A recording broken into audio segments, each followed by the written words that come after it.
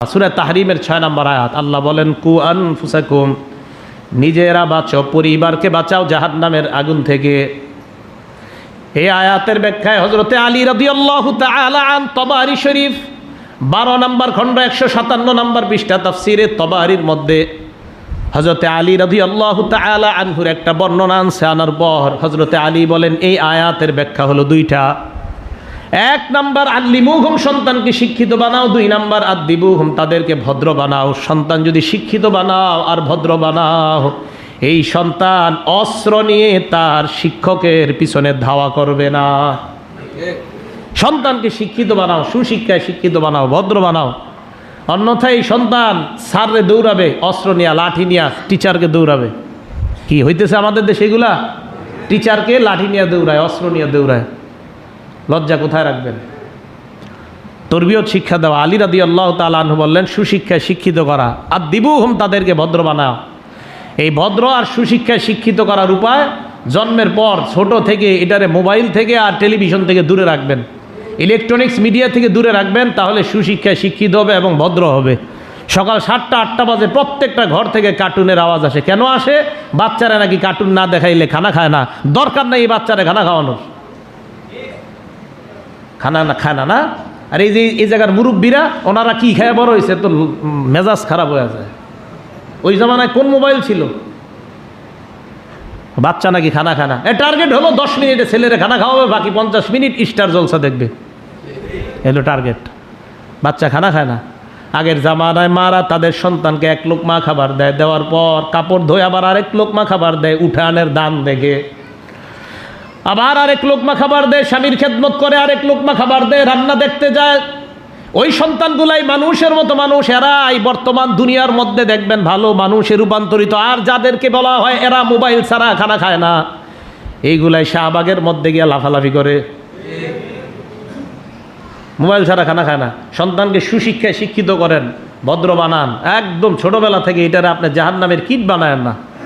আল্লাহ আমাদেরকে কথাগুলা বুঝার তৌফিক দান করেন। শ্রেষ্ঠ তরবিয়তের নাম নামাজ শিক্ষা দেওয়া। আবু দাউদ শরীফের 495 নম্বর হাদিস, ক্বালা রাসূলুল্লাহ সাল্লাল্লাহু আলাইহি ওয়াসাল্লাম মুরু আওলাদাকুম বিসসালাত, তোমরা তোমাদের সন্তানদেরকে নামাজের আদেশ করো। ওহুম আবনাউ 7 সিনিন, যখন তার বয়স 7 বছর হয়। কয় বছর? 7 বছর হয়। ওয়াদরিবুহুম আলাইহা ওহুম আবনাউ 10 সিনিন, বয়স যখন 10 বছর হয় তখন তাকে 2-একটা আঘাত করতে হলেও আঘাত করো, এরপরেও যেন তাকে নামাজি বানানো যায়। 10 বছরের সময় মসজিদে জোর করে বাবা নিয়ে যাও। মা মেয়েদেরকে ঘরের মধ্যে নামাজের তরবিয়তটা 7 বছর বয়স থেকে শিক্ষা দেওয়া শুরু করে দেন। 10 বছরের সময় ওই সন্তানটাকে আপনি ঘরের মধ্যে নামাজ পড়ানোর চেষ্টা করেন। না পড়তে চাইলে আঘাত করা, 2-একটা আঘাত করতে হলেও আঘাত করা, প্রহার করা। ফাফাররিকু বাইনাহুম ফিল মাদাজি'i, বিছানা আলাদা করে দিবেন 10 বছর থেকে, বিছানা আলাদা। ঘরের মধ্যে সম্ভব হলে 2টা খাট আলাদা, সম্ভব না হলে 1 খাটের মধ্যে 2 ছেলে 2 মেয়েকে যদি একসাথে দেন, মাঝখানে কোলবালিশ, আলাদা ল্যাপ, আলাদা কম্বল, আলাদা সব কিছু। এটাই ইসলামের শিক্ষা। নবীজি বলে দিয়েছেন ফাররিকু বাইনাহুম ফিল মাদাজি'i, বিছানা আলাদা করে দাও। শীতকাল 1 ল্যাপ দিবেন না, 1 কম্বল দিবেন না, আলাদা আলাদা কম্বল, কম্বল আলাদা, ল্যাপ আলাদা, বালিশ আলাদা। নবী সাল্লাল্লাহু আলাইহি সাল্লাম বলে দিয়েছেন। এইভাবে সন্তানকে গড়ে ওঠাও। কোরআন শিক্ষা দেওয়া। কি শিক্ষা দেওয়া? জোরে বলেন সবাই, কি শিক্ষা দেওয়া? কোরআন, কোরআন শিখানো। বুখারী শরীফের 5027 নম্বর হাদিস, ক্বালা রাসূলুল্লাহ সাল্লাল্লাহু আলাইহি ওয়াসাল্লাম খায়রুকুম মান তাআল্লামাল কুরআন ওয়া আল্লামাহ, তোমাদের মধ্যে সর্বোত্তম ওই ব্যক্তি যে কোরআন শিখে অন্যকে শিখায়। তিরমিজি শরীফের 2091 নম্বর হাদিস, নবী বলেন তাআল্লামুল ফারাইদ ওয়াল কুরআন, তোমরা ফরজ শিখো, কোরআন শিখো। এই জায়গায় আমরা যারা আছি, অজুর ফরজ কয়টা? 4টা। গোসলের ফরজ 3টা। অজু ভাঙ্গার কারণ 7টা। নামাজ ভাঙের কারণ 19টা। কয়জনে পারি? তো যদি না পারি, আমার যে নামাজ ভাঙতেছে আপনি কিভাবে বুঝবেন? মক্তবের একটা বাচ্চা, 2 বছরের মক্তবের 7-8 বছরের বাচ্চা এই জায়গায় দাঁড় করায় দিবেন মাইকের সামনে। 2 রাকাত নামাজের 60টা মাসালা আপনাদেরকে শোনায় দিবে। আপনারা যারা বয়স হয়ে গেছে, আপনার কি লজ্জা হবে না? আপনি যে 6টা মাসালাও পারেন না, সে 60টা বলবে, 60টা। আপনি 6টাও পারেন না, সে বলবে 60টা মাসালা 2 রাকাত নামাজের। মুসলমান আমাদের জন্য ফরজ, তা আপনারা এই ফরজ শিখতে হবে। ছোট ছোট নামাজ শিক্ষা কিনে শিখতে হবে। সন্তান যদি 4-5 জন থাকে, সমতা বন্টন করা, ছোট ছোট সন্তান তাদের অধিকার রক্ষা করা, ছোট বাচ্চা যারা তাদের মাঝে অধিকার রক্ষা করা, অধিকারের জন্য কম বেশ না হয়। নবীজি তার বিবিদের সবাইকে অধিকার ঠিক রাখতেন। আম্মা জান আয়েশারে একটু বেশি ভালোবাসতেন। আল্লাহরে বলতেন, আল্লাহ ভালোবাসা কলবের ব্যাপার, কলবের অধিকার আমার নিয়ন্ত্রণে, এটা আপনার নিয়ন্ত্রণে, কিন্তু আমি বিবিদের মাঝে সমতা বন্টন করি, বাকি কলবে যে একটু কম বেশি হয় এটা আপনি নিয়ন্ত্রণ করেন আল্লাহ। তো এই জন্য আপনার কোনো সন্তানের প্রতি মহব্বত বেশি থাকতে পারে, কিন্তু এটা নিয়ন্ত্রণ আল্লাহর কাছে, কিন্তু আপনি অধিকার দেওয়ার ক্ষেত্রে কম বেশি দেওয়া এটা জায়েজ হবে না, এটা আল্লাহর কাছে ধরা খেয়ে যেতে হবে। অধিকারের ক্ষেত্রে আপনি সমান সমান অধিকার বন্টন করা। মুসলিম শরীফের 4077 নম্বর হাদিস, নোমান ইবনে বশির রাদিয়াল্লাহু তাআলা আনহু, ওনার আব্বা বশির ওনারে সম্পদ দিছিলেন কিছু বাড়ায়া, নবীজির কাছে গেছে, যাওয়ার পর বললেন, ইয়া রাসূলুল্লাহ, আমার এই ছেলেটারে আমি একটু বেশি ভালোবাসি, এই জন্য ওই সম্পদ দিলাম। নবীজি কয়, আমার কাছে কেন আসছো? কয়, ইশহাদ আলা হাজা, হুজুর আপনারা সাক্ষী রাখতে আসছে। নবীজি কয়, তাই? কয়, হ্যাঁ। কয়, নাহালতা কুল্লা বানিকা আর নাহালতা কুল্লা বানিকা মিস্তামা নাহালতা নোমান, নোমানরে যা যা দিছো সবাইরে তা দিছো? কয়, না। নবীজি বলেন, ফাশহাদ আলা হাজা গায়রি, সাক্ষী অন্য কাউরে বানাও, এই অপরাধের সাক্ষী আমি দিতে পারবো না। সবাইরে যদি সমভাবে না দিতে পারো, আরেকজনকে বানাও। আপনার 10টা দোকানের 8টা লিখে দিয়েছেন এক ছেলেরে, বাকি 2-3 জনের মাঝে বন্টন, আল্লাহর কাছে দাঁড়ানোর জন্য রেডি হন। বুখারী শরীফ হাদিস নাম্বার 893, ছাড় নাই, একদম ধরবে আল্লাহ পাক রব্বুল আলামিন, কোনো সন্দেহ নাই। মুসান্নাফে ইবনে আবি শাইবা 8 নম্বর খণ্ড 357 নম্বর পৃষ্ঠা, এই জায়গার মধ্যে স্পষ্ট বর্ণনা, বাবা সন্তান একজন আরেকজনের কাছে অবশ্যই ধরা খেতে হবে, তাদেরকে জিজ্ঞাসা করবে। ওই জায়গার মধ্যে আসছে, রাহিমাল্লাহু ওয়ালিদান আনা ওয়ালাদাহু আলা বিররিহি, ওই বাবার প্রতি আল্লাহ দয়া করবে যেই বাবা তার সন্তানকে আল্লাহর ইবাদতে সহযোগিতা করে, ওই বাবার পুরা জীবনটা আল্লাহ তার রহমতের চাদরে ঢেকে দিবে। আব্দুল্লাহ ইবনে ওমর, হযরতে ওমরের ছেলে, জুহুদ নামক কিতাব 2 নম্বর খণ্ড 486 নম্বর পৃষ্ঠা, সেখানে আসছে, ইন্নাল ওয়ালিদা মাসউলুন আনিল ওয়ালাদ ওয়া ইন্নাল ওয়ালাদা মাসউলুন আনিল ওয়ালিদ, বাবাকে আল্লাহর সামনে দাঁড়াতে হবে সন্তানের ব্যাপারে, সন্তানকে দাঁড়াতে হবে বাবার ব্যাপারে, ছাড় নাই, কাউরে ছাড় দিবে না। আপনি বাবা, যে আমি মনে হয় আপনার জন্য আপনার ছেলেকে ধরা হবে, যে বাবা বৃদ্ধ হয়ে যাওয়ার পর তাদের অধিকার তুমি আদায় করেছো কিনা, এটা আপনার সন্তানকে আল্লাহ জিজ্ঞাসা করবে। আর আপনাকে জিজ্ঞাসা করবে তোমার সন্তানের যে অধিকার তোমার কাছে পাও না, এগুলো আদায় করছো কিনা। আল্লাহ কাউকে ছাড় দিবে না। এই জন্য মনে রাখবেন, আপনার সন্তান বখাটে হয়ে যাওয়ার পিছনে যদি আপনার হাত থাকে, আর ওই বখাটে সন্তান যদি আপনার খেদমত না করে, আল্লাহ আগে আপনাকে ধরবে, ও খেদমত করে নাই, ওর অধিকার তুমি আদায় করেছো কিনা, আগে এই হিসাব তুমি দাও। ওই ছেলে এইভাবে নত হবে, এইভাবে আল্লাহর কাছে বলবে, আল্লাহ আমার আব্বা আম্মারে কোন এইভাবে ঝুঁকার জন্য ওদের শরীরের উপর পাড়া দিয়ে আমি জাহান্নামে যাব। হ্যাঁ, কঠিন অবস্থা। আল্লাহ আমাদের সকলকে, গার্জিয়ান সন্তান উভয়ের অধিকারগুলো যেন আদায় করতে পারি, আল্লাহ তৌফিক দান করেন। বিয়ে করায় দেওয়া, কি করায় দেওয়া? বিয়ে করায় দেওয়া, বালেগ হলে বিয়ে করায় দেওয়া। হ্যাঁ, হাদিসটা শোনেন, এরপর বুঝবেন। বাইহাকি শরীফ 11 নম্বর খণ্ড 137 নম্বর পৃষ্ঠা, নবীজি বলেন, যার সন্তান বালেগ হয়, বালেগ হওয়ার পর সেই অভিভাবক যেন সন্তানকে বিয়ে করায়। এবার দেখেন কি কয়, ওয়া ইল্লাম ইউজাউবিজহু, যদি বিয়ে না করায়, ফাসাবা ইসমান, ওই সন্তান বালেগ হওয়ার পর যদি বিয়ে না করায় অভিভাবক, সন্তান যদি গুনাহ করে, ফাইসমুহু আলা আবিহি, সন্তানের গুনাহ বাবার উপরও আসবে। সন্তান বালেগ হওয়ার পর যদি বিয়ে না করান, সন্তানের গুনাহ অভিভাবকের উপরে এসে যায়।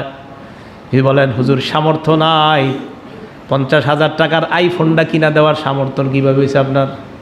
আইফোন তো আর 50 না, আরও বেশি মনে হয়। হ্যাঁ, মোটর সাইকেলটা 2 লাখ টাকা দিয়ে কিনে দেওয়ার সামর্থ্য আছে, আপনার বিয়ে করানোর সামর্থ্য নাই। যদি আপনি বিয়ে করাইয়া দিতেন, তাহলে এই সন্তান যদি গরিব হইতো, সূরা নূরের মধ্যে আল্লাহ বলেন, ইউগনিহিমুল্লাহ, যদি গরিব হয় আমি আল্লাহর ওয়াদা, বিয়ে করাইয়া দাও, ইউগনিহিমুল্লাহু মিন ফাদলি, আমি আল্লাহ নিজ অনুগ্রহে ওই গরিব সন্তান ধনী বানিয়ে দেওয়ার ওয়াদা করলাম। বিয়ে করলে ধনী হবে, এটা আল্লাহর ওয়াদা। সূরা নূর আয়াত নাম্বার 32। হ্যাঁ, সূরা নূর আয়াত নাম্বার 32, ইয়াকুনু ফুকারা, গরিব যদি হয় আল্লাহ ধনী বানাবে। এখন আসেন, সন্তান যদি আপনার বালেগ হওয়ার পর গুনাহ করে, এই গুনাহ আপনার উপরে আসবে। যেমন বলতে পারেন সামর্থ্য নাই, সেক্ষেত্রে কি করা? সন্তানকে রোজা রাখতে বাধ্য করা, যদি সামর্থ্য না থাকে। আপনার যদি সামর্থ্য না থাকে তো সন্তানকে রোজা রাখতে বাধ্য করা। বুখারী শরীফের 65 নম্বর হাদিস, নবীজি সাল্লাল্লাহু আলাইহি সাল্লাম বলেন, ইয়া মাশারাশ শাবাব মান ইসতাতা মিনকুমুল বাআ, সামর্থ্য থাকলে বিয়ে করায়া দাও, বিয়ে করে নাও। এই বিয়ে করলে তুমি গুনাহ থেকে বেঁচে থাকতে পারবা। ওয়ামাল্লাম ইয়াস্তাতি, যদি সামর্থ্য না থাকে, ফালাইহি বিসসাওম, তার উপর কর্তব্য সে রোজা রাখবে। অভিভাবক বাধ্য করবেন রোজা রাখার জন্য। তাহলে অপশন দুইটা, বালেগ হওয়ার পর গুনাহ করার কোনো অপশন নাই, হয় বিয়ে করাও না হয় রোজা রাখাও, হয় বিয়ে করাও না হয় রোজা রাখাও। হ্যাঁ, যদি গুনাহ বারবার করে রোজা রাখতে বাধ্য করতে হবে, রোজা রাখাও।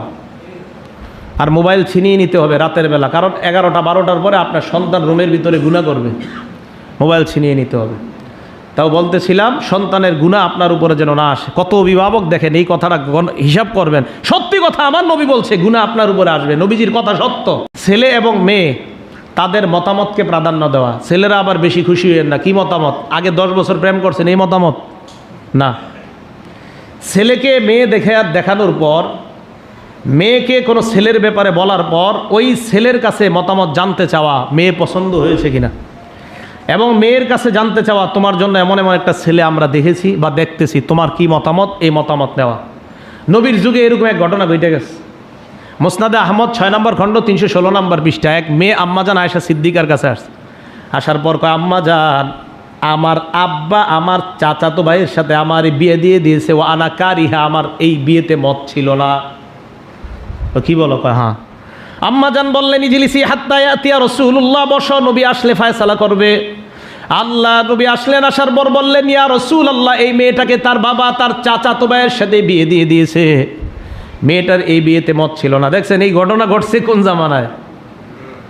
আল্লাহ নবী বললেন, তোমাকে কি বিয়ে দিছে তোমার অপছন্দ হওয়া সত্ত্বেও তোমার মত ছিল না? কয় না হুজুর, আমার এই বিয়েতে মত ছিল না। কয় বাপেরে ডাকো। নবী মেয়েটার বাবাকে ডাকলেন, ডাকার পর জিজ্ঞাসা করলেন, তুমি কেন তাকে এই বিয়ে দিলা? বাবা নিচের দিকে তাকায়। আল্লাহ নবী মেয়েটাকে প্রশ্ন করলেন, তুমি কি চাও, এই বিয়ে রাখবা নাকি বিয়েতে থাকবা না? মেয়েটা বললেন, ইয়া রাসূলুল্লাহ, আজাজতুমা সোনা আবি, আমার বাবা যা করছে আমি স্বীকৃতি দিলাম, বাবার এই ফয়সালা আমি মেনে নিলাম, তবে আমি চাই কিয়ামত পর্যন্ত একটা আইন আপনি করে দেন, অভিভাবকদেরকে আপনি জানায়া দেন, বিয়ের ক্ষেত্রে মেয়েরাও যে অভিমত দিতে পারে, এই আইন আপনি কিয়ামত পর্যন্ত অভিভাবকদের জন্য আপনি জারি করে দেন, চালু করে দেন এই আইনটা, যেন একটা মেয়ের কাছে মতামত চায়, মতামত না নিয়ে যেন আগামী শুক্রবারে বিয়েটা ঠিক না করে, মতামত নিবে, নেওয়ার পরে তারপর বিয়ে ঠিক করবে। তাহলে এটা হাদিস দ্বারা বোঝা যায়। এই ক্ষেত্রে আবার বুঝবেন, আপনার রিলেশন করা, বিয়ের আগে যে রিলেশন, এটা হারাম, এটা করা জায়েজ নাই, এটা করা শিরিক। বিয়ের আগে, বিয়ের আগে কোনো মেয়েকে ভালোবাসা, ছেলেকে ভালোবাসা, এটা শিরিক। এটা কি কইলাম? শিরিক। যেই ভালোবাসায় আল্লাহর হুকুম নাই ওই ভালোবাসা করলে শিরিক, যেই ভালোবাসায় আল্লাহর হুকুম নাই সেই ভালোবাসা শিরিক। আপনি আপনার বিবিরে ভালোবাসেন আল্লাহর জন্য, স্বামীরে ভালোবাসে আল্লাহর জন্য, অবৈধ ভালোবাসা এটা আল্লাহর সাথে ভালোবাসা, কারণ আপনি আল্লাহরও ভালোবাসেন, আর আল্লাহ যেখানে ভালোবাসতে কয় নাই সেখানেও ভালোবাসেন, তার মানে আল্লাহর সাথে ভালোবাসলেন। আর ভালোবাসা আল্লাহর সাথে হলে এই ভালোবাসা আল্লাহর সাথে আরেকজনের শরীক করলেন, এটা শিরিক। আর অভিভাবকের দায়িত্ব, সন্তানের ভরণ পোষণের দায়িত্ব এটা অভিভাবকের। আবু দাউদ শরীফের 1692 নম্বর হাদিস, কাফাবিল মারই ইসমান আইয়ুদাইয়া মা ইয়াকুত, সন্তানের খাবার দাবার না দিয়া বাবা জুয়া খেলে, টাস খেলে টাকা পয়সা নষ্ট করা, এটাই তার গুনাহ করার জন্য যথেষ্ট। সন্তান খাবার পায় না, বাবা মাসে 2-3 হাজার টাকার সিগারেট টানে, সন্তানের অধিকার নষ্ট করার জন্য আল্লাহর দরবারে দাঁড়াতে হবে। 12 নাম্বার শেষ কথা, সন্তান 12 নাম্বার যে অধিকার, সন্তানের বিরুদ্ধে বদদোয়া না করা। আবু দাউদ শরীফের 1532 নাম্বার হাদিস, নবীজি বলেন, লা তাদউ আলা আনফুসিকুম, নিজের বিরুদ্ধে বদদোয়া করবা না, ওয়ালা আলা আমওয়ালিকুম, সম্পদের বিরুদ্ধে বদদোয়া করবা না, ওয়ালা আলা আনফুসিকুম, নিজের বিরুদ্ধে বদদোয়া করবা না, সম্পদের বিরুদ্ধে বদদোয়া করবা না, ওয়ালা আলা খাদামিকুম, খাদেম যারা আছে, কর্মচারী যারা আছে তাদের বিরুদ্ধে বদদোয়া করবা না। ঘরের কাজের মেয়েটা যদি একটু উল্টাপাল্টা করে এরকম কথা না বলা, তোর 14 গোষ্ঠী মনে হয় খারাপ তাই তুই এমন, না, আল্লাহ নবী বলে এরকম বদদোয়া করা যাবে না, বদদোয়া করা যাবে না। দোকানের কর্মচারীটার 2-1টা ভুল হয়ে গেলেই শুরু করে, কিরে তোর মনে হয় বাপ মাও তো ভালো না, এইগুলো না বলা। ওয়ালা আলা খাদামিকুম, তাদের বিরুদ্ধে খারাপ শব্দ না বলা। ওয়ালা আলা আউলাদিকুম, সন্তানের বিরুদ্ধেও বদদোয়া না করা, তুই গাড়ির তলে পড়ে মরতে পারস না, এগুলো না বলা, সন্তানকে না বলা। নিজের ধ্বংসের জন্য বদদোয়া না করা, ওয়ালা আলা আমওয়ালিকুম, সম্পদের বিরুদ্ধে বদদোয়া না করা। সর্বশেষ কথা, এই 12টা অধিকার আপনি আদায় করলেন। সন্তানের সম্পদ আপনি কামাই করবেন, এই হুকুম আল্লাহর। তবে সন্তানের সম্পদ কামাই করতে যাওয়ার পর আল্লাহরে যেন আপনি ভুলে না যান, সেই দিকে আপনার খেয়াল রাখতে হবে। এটা করতে গিয়ে আল্লাহকে ভুলে যাওয়া যাবে না। সন্তান আর সম্পদের পিছনে পড়ে আপনি আল্লাহকে ভুলতে পারবেন না। তো একটা সন্তান দুনিয়াতে আসার পর এ হলো আপনার জন্য 12টা করণীয়। আল্লাহ বলেন, লা তুলহিকুম আমওয়ালুকুম ওয়ালা আওলাদুকুম আন যিকরিল্লাহ, তোমার সম্পদ আর তোমার সন্তান তোমাকে যেন আমার স্মরণ থেকে গাফেল করে না দেয়। জোহরের আজান যখন হয়ে যায় ওই মুহূর্তে তুমি সন্তানের জন্য সম্পদ কামাই করতেছো, এটাও আমার আল্লাহর হুকুম যে সম্পদ কামাই করো হালালভাবে। আজান যখন হয়ে গেল তখন হুকুম, বান্দা তুমি তো তোমার ছেলের অধিকার তখন রক্ষা করলা, এখন আমার অধিকারটা রক্ষা করার জন্য মসজিদে আসো তাড়াতাড়ি। সন্তান, সম্পদ, এই অধিকার আদায় করতে গিয়ে আল্লাহর অধিকার ভুলে যাওয়া যাবে না। আল্লাহ পাক রব্বুল আলামিন আমাদের সকলকে আজকের কথাগুলা সবাই স্মরণ রেখে ঘরে ঘরে বিবিকেও জানায়া দিবেন, অন্যদেরকেও বলে দিবেন। একটা সন্তানের জীবন শুরু হওয়ার আগে আমরা এই 12টা বিষয়